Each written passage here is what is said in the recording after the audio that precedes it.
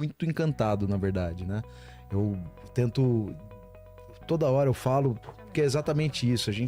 É muito difícil você sobrepor um tipo de cultura religiosa em cima de outro. Toda vez você vai falhar miseravelmente se tentar fazer isso. E aqui, sem querer jogar muita pedra no Anchieta, que era um grande evangelizador, ele cumpria esse propósito de jesuíta de ser um evangelizador. Ele utilizava peças passagens do Evangelho. O Padre Anchieta. Padre Anchieta. Quando vem pra cá, bom, só pra contextualizar, então, pra quem não é de São Paulo. São Paulo foi fundada como povoamento a partir de uma missa, 25 de janeiro de 1554, que é a data da conversão, a gente tá falando de Paulo de Tarso. Paulo de Tarso era um perseguidor de cristãos, em Damasco, ele perseguindo cristãos, tem uma visão de Cristo, fica cego 3 dias e quando ele volta a enxergar, ele volta convertido. Ele era um soldado romano. Bom, São Paulo então nasce disso, povoamento de São Paulo, mas a gente acredita, e eu gosto muito dessa provocação, de que São Paulo existia muito antes. As coisas aqui aconteciam, as pessoas que viviam aqui, os indígenas, os povos nativos tinham relações aqui muito estabelecidas. Então, o Vale do Anhangabaú é um lugar tido como sagrado. A ideia da conversão de demônio, ou de lugar maldito, ou de maus espíritos, acontece muito a partir disso que eu vou contar agora, que, como eu falei, o Anchieta, para evangelizar, ele era um dramaturgo, ele usava passagens do evangelho com personagens da mitologia local. Então ele chegou pra galera aqui e falou: bom, pessoal, quem é o Deus Todo-Poderoso de vocês? O pessoal falou Tupã. Acho que Tupã, aí falou, pô, Tupã faz bem, Deus Sol, Tupã. E quem seria o antagonista de Tupã? Surpreendentemente, as pessoas aqui disseram que era Anhangá.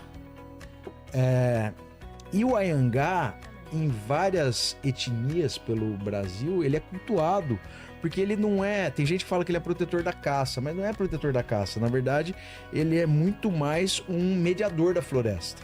Ele deixa cara... Senão ninguém caçava. Ele deixa o cara caçar na hora certa.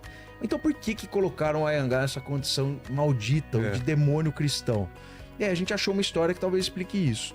Numa ocasião, um caçador muito habilidoso empreendeu perseguição contra uma veada e seu filhote.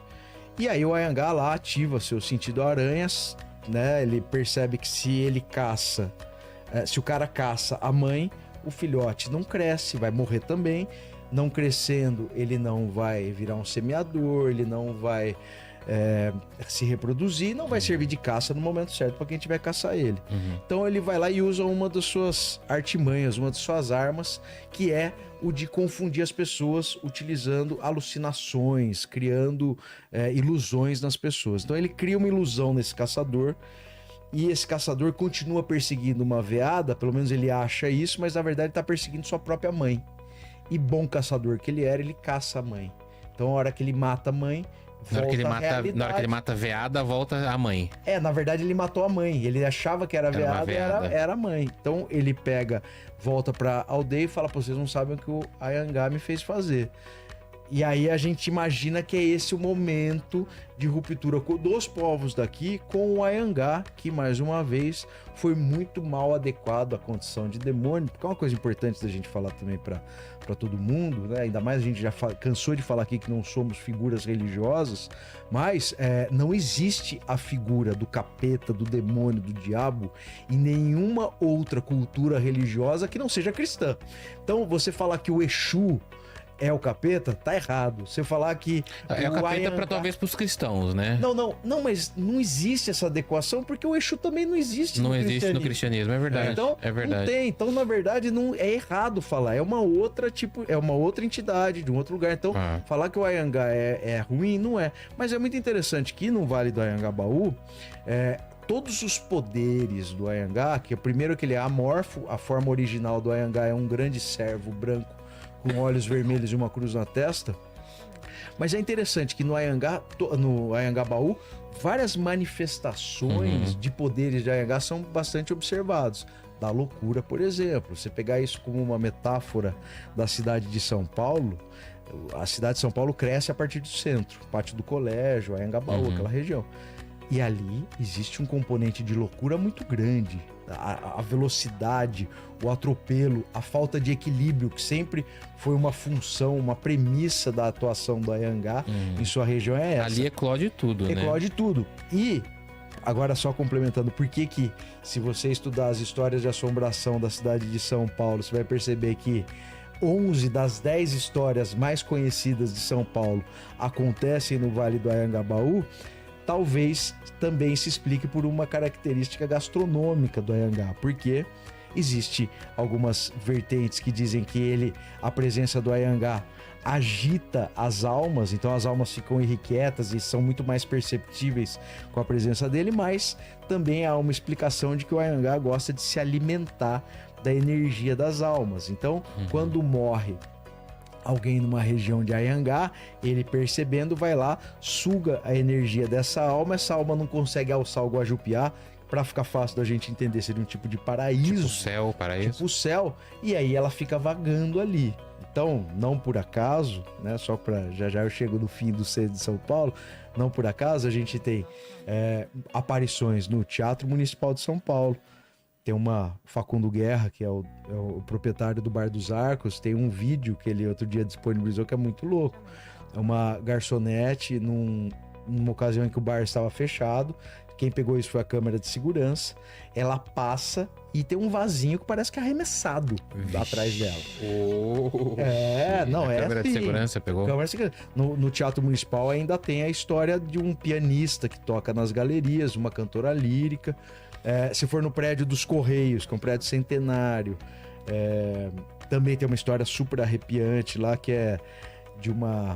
Aliás, são os grandes contadores, grandes contadoras de história de assombração, são funcionários de segurança, da limpeza. Se quiser escutar boas histórias, conversa com essa galera que são os melhores, porque eles estão nos lugares ali. Então, no prédio dos Correios, uma senhora da limpeza sobe, tá limpando lá de manhã, vai até o último pavimento e chegando quase no fim da escada, começa a escutar barulho de criança brincando. Essa hora? 7 da manhã, no prédio dos Correios, ela sobe um pouquinho mais e vê crianças com roupas muito inapropriadas para a época, roupa de época, assim, as crianças brincando. Ela assusta, solta a vassoura bate no chão. As crianças olham todas para ela assim, dá uma risadinha e sai correndo, entrando dentro da parede. Maravilhosa essa história. Maravilhosa. Anda mais um pouquinho, vai pro Martinelli. Martinelli também, um prédio histórico, maravilhoso. São Paulo, maior arranha-céu da América Latina. Construída pelo Giuseppe Martinelli. Também para dar um adianto aqui. O Martinelli construiu o edifício Martinelli. Nos anos 40, ele vende o edifício Martinelli para o governo da Itália. O Brasil, quando declara guerra ao eixo Itália, Alemanha, Japão, desapropria os bens desses 3 países, fica com o Martinelli, começa a ficar indigente o Martinelli, começa a ser invadido. Tem vários assassinatos históricos do Martinelli, do Davidson, que era um garoto que foi fazer uma entrega, ele trabalhava numa alfaiataria, foi fazer uma entrega, desaparece 3 dias depois, acham ele com sinais de violência sexual e degolado no poço do Martinelli. Que no meio do Martinelli tem aquele fosso, né? Que eles falam que tinham 9 andares de lixo, encontraram ossos humanos. Isso. A Neide, que era uma jogadora inveterada, que falam que foi suicidada. E tem a história da Rosa, que é mais conhecida. Uma menina que era menor de idade, foi vista entrando com um tiozão lá. E depois de algumas horas ela é vista sendo jogada do 2º andar. E ela cumpre a descrição perfeita de uma fantasma que aparece no Martinelli nos últimos andares. Uma menina que paira por ali. E o Martinelli que também tem as histórias muito malucas, que são as histórias depois que ele como você falou, quando há uma reapropriação, não era desapropriação, a reapropriação da Prefeitura de São Paulo do edifício. Ele, acho que era o Setúbal, o prefeito, eles começam a limpar o Martinelli e tiram 9 andares de lixo, de lixo assim, de ossada humana, maré 98, tudo lá dentro. E aí, a partir disso, começam muitas histórias. A casa que originou o crime do poço é em Anhangabaú também? Não, né? Mas não é, como muita gente fala que é de onde é no terreno do Joelma, não é. Não, em cima da passarela Santo Antônio, do terminal. Não é? No final do na rua Santo Antônio. fica por cima naquela, tem uma passarela em cima do Terminal Bandeira, fica por ali. Que foi o crime que originou, que falam que foi um crime que veio antes do Joelma, né? Mas 44. 48, que ele mata 44, a família e joga 40. No poço, né?